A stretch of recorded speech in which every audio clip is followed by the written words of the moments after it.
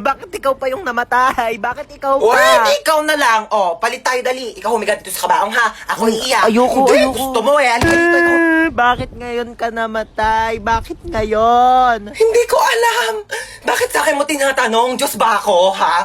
Bakit parang kasalanan ko na ngayon ako namatay? Kailan ba dapat? Bukas? Hindi nga ako na-inform na pwede pala magpa-schedule kung kailan ko gusto mamatay eh. Anak, bakit namatay ka na? Nagtanong ka pa? Kaka-cellphone ko to kaya ako namatay. Mare, dito na ako condolence ulit. Nag-take out pala ako ng sopas pati kape. Salamat.